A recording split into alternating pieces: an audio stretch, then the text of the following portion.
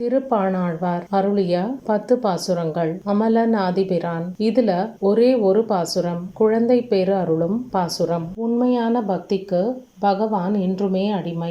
என்னோட அடியவர்ல உயர்ந்தவர் தாழ்ந்தவர் அப்படிங்கிற வேறுபாடு கிடையாது என்ற பரம்பொருளோட அந்த ஆதார செய்தியை புரிந்து கொள்ளாமல் அவனை சரண் அடைவதும் துதிப்பதும் ஒருபோதும் யாருக்குமே எந்த பயனையுமே தராது.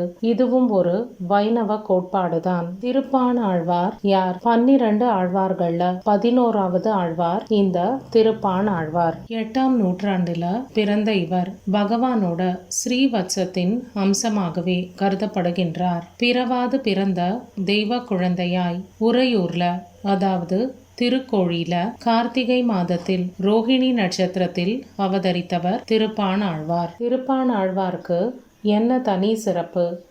ஆழ்வார்கள்லேயே திருப்பாணாழ்வார்க்கு மட்டுமே ஒரே ஒரு அரங்க தரிசனமே முக்திக்கு வழி வகுத்தது. திருவரங்கத்துல 2 பேருக்கு தான் நம் பெருமாளுடன் கூடும் பெரும் பேரு கிடைத்தது. நம்ம எல்லாருக்குமே தெரியும். ஒருத்தர் பெண் ஆழ்வார் ஆண்டாள், மற்றொருவர் திருப்பான் ஆழ்வார். குழந்தை பேரு இல்லாத பாணர் குலத்தவர் ஒருவரால் அன்போடு பேணி வளர்க்கப்பட்டார்.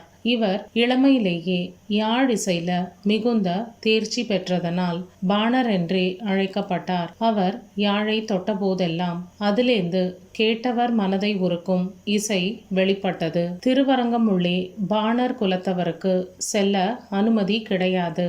அதனால கையில யாழை ஏந்தி கொண்டு தினமும் காவிரி ஆற்றோட தென்கரைக்கு சென்று அந்த மறுகரையில இருந்தபடியே ஸ்ரீரங்க பெருமானை பாடி வழிபட்டு வந்தார் திருப்பான் ஆழ்வார். ஒரு நாள் சாரங்க முனிவர் ஆற்றில் இருந்து தங்க குடத்தில் தண்ணீரை நிரப்பிக்கொண்டு ஸ்ரீரங்கநாதருக்கு அபிஷேகம் செய்வதற்காக எடுத்தார். அப்போ திரும்பி வரும் வழியில திருப்பான் ஆழ்வாரை ஓரமாக ஒதுங்கி நிற்க சொன்னார். அந்த சமயத்துல கடவுளோட பிரார்த்தனையில மூழ்கி இருந்தார். அதனால அவர் நகரவில்லை. இப்போ இந்த பொற்குடத்துல இருக்கிற நீரை எடுத்து பெருமாளுக்கு அபிஷேகம் செய்ய சாரங்க முனி முற்பட்டார். அப்போ பெருமாளோட தலையில் ரத்தம் வருவதை பார்த்து துடி துடித்து போனார். இதுக்கு என்ன காரணம் அப்படிங்கறத அறிந்து கொள்ள முடியாமல் எதுவுமே சாப்பிடாமல் உறங்க சென்று விட்டார். பெருமாள் சாரங்க முனியோட கனவுல தோன்றி ஆற்றின் கரையில் நின்று என்னை பாடிக்கொண்டிருந்த திருப்பாணரை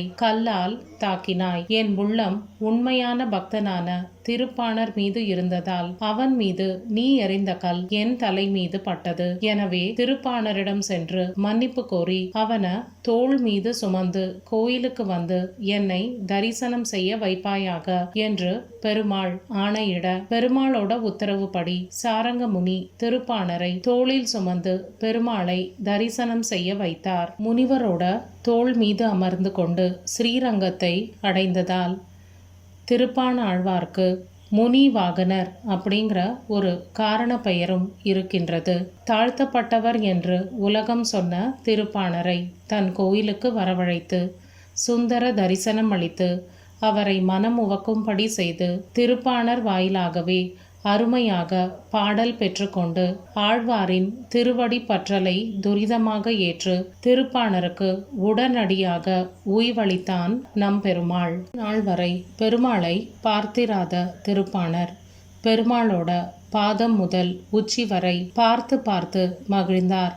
அவர் படிப்படியாக இறைவனோட திரு அடி முதல் திருமுடி வரை ஒவ்வொன்றாக கண்குளிர தரிசித்தார். அதோடு நிற்கவில்லை. தன்னோட கண்ணால் கண்டு உயிர் உருக அனுபவித்த இன்பத்தை 10 பாசுரங்களில் இறைவனின் திருவடி, தூய ஆடை, தொப்புள், திருமார்பு, கழுத்து, பவழவாய், கமல கண்கள், திருமேனி இப்படி பெருமாளை பற்றிய ஒவ்வொரு அழகையும் ரசித்து ரசித்து பாடி பரவசம் அடைந்தார். கடைசி பாசுரத்துல அரங்கன் என்ற அமுதினை கண்ட என்னோட கண்கள் மற்ற எதையுமே இனி காண வேண்டாம் என்று இறுதி அடியை பாடி அவர் முடித்ததுமே அனைவரும் காணும்படி பெருமாளோட திருவடிகளில் சரணடைந்து தோன்றா தன்மை பெற்று இவ்வுலகை விட்டு மறைந்தார் திருப்பாணாழ்வார். ஆலமாமரத்தின் இலை மேலொரு பாலகனாய், ஆலமாமரத்தின் இலை மேலொரு பாலகனாய், ஞாலமேழும் உண்டான் அரங்கத்து அரவின் அணையான், ஞாலமேழும் உண்டான் அரங்கத்து அரவின் அணையான், கோலமாமணியாரமும்